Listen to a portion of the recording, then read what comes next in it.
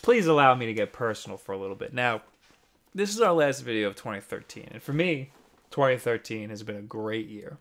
I graduated from Farmingdale State with a bachelor's in graphic design. I created a pitch for a cartoon called Through Thick and Thin. Currently working on some pitches with some friends. I visited some cool offices. I worked on a few cool illustration jobs. I'm currently taking illustration classes at SVA with some great people to ensure that my illustrations look good. My band released an album, which you can check out at bywatermusic.com. Carrie Bradshaw invited me to a lovely party. And of course, most importantly, we started the Wolf Den. Fellas, you fellas have been great. Keep that up. Yeah, no, roll the intro. So like the title says, let's talk about next year, 2014. These are the most anticipated titles of 2014. Watch Dogs was supposed to come out this year, but it got pushed back till next year because they wanted this game to be the best that it can be, which is commendable. I'd rather wait to play an awesome game than play a mediocre game now. From the trailers, it looks like you could basically control the whole urban environment from your cell phone, which adds a whole nother step to the traditional third-person shooter formula. You can expect this title in the spring. South Park: The Stick of Truth has been in development for what seems like forever. It was originally being developed by THQ, who already delayed the game once before filing for bankruptcy and selling the game over to Ubisoft. Ubisoft then delayed the game 3 more times. You can now expect this game to be out March 4th. The game looks like a South Park episode with a much higher budget. It also has some crazy layered RPG elements.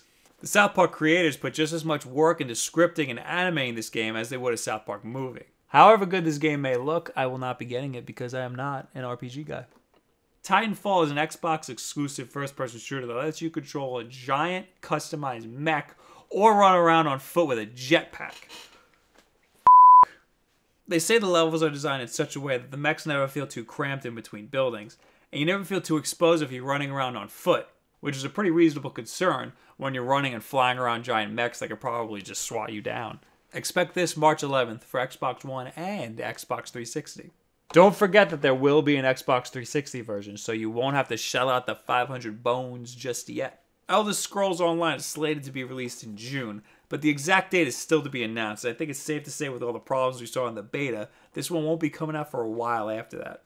It's Elder Scrolls, but online. You get the idea. Metal Gear Solid 5 Ground Zero, not to be confused with Metal Gear Solid 5 Phantom Pains. Apparently Ground Zero is a short epilogue to Phantom Pains, which is all bullshit to me. Metal Gear is one of my favorite series of all time, so I'm excited for these games. And yes, I'll buy into it no matter how much you charge me for the stupid prologue. I'll be angry, but I'll buy it anyway. Octodad Dadliest Catch, which I thought would be a launch title for the PS4, but apparently isn't coming out till 2014, and the exact date is still to be announced. You play as an octopus, disguised as a human father with a human family, and you can't let anybody know that you're an octopus. You pick up your limbs with the triggers, and you move them around with the analog sticks, so just imagine how absolutely impossible walking is. I'm very, very excited for this game. The next Halo and the next Call of Duty. I have nothing to say about these games. Tom Clancy's The Division is a tactical third-person online shooter staged in an open-world Manhattan mid-apocalypse. Or should I say mid-crisis. Everyone's sick with the flu-like virus and the whole city's in a state of emergency. The point is, it's not post-apocalyptic, it's mid-apocalyptic, and the game basically takes place in my backyard. And I love tactical shooters. Expect this game at the end of 2014, but I don't think you'll be seeing this game till 2015. Let's end with Destiny. Made by the original creators of Halo, this is a first-person shooter MMO, which they claim isn't an MMO, but it's an MMO. It also has a unique gun generation engine similar to Borderlands, so you can ensure that you always have a different weapon than your friends. There's also a class system, everybody plays in one large server, it's an MMO, it's a f***ing MMO.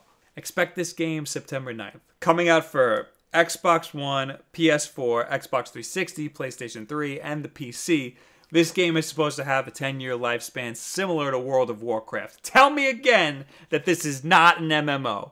Are there any games that I missed? Of course there are games that I missed. You gotta help me out and tell me all about them in the comments. Like if you like, subscribe if you really like. Just subscribe. subscribe. The regular paper is on its way from Amazon. Thank you very much. Have a good week. Last week, I recapped the worst games I've played in 2013. This week, I'll recap the best games I've played in 2013. Is that your turn? Yeah, that's my turn. Boom! Bet you didn't know Sonic and Mega Man had a crossover. Bet you did, but you bet you didn't know the trades came out. Bought this for myself. Yeah, this is a trade.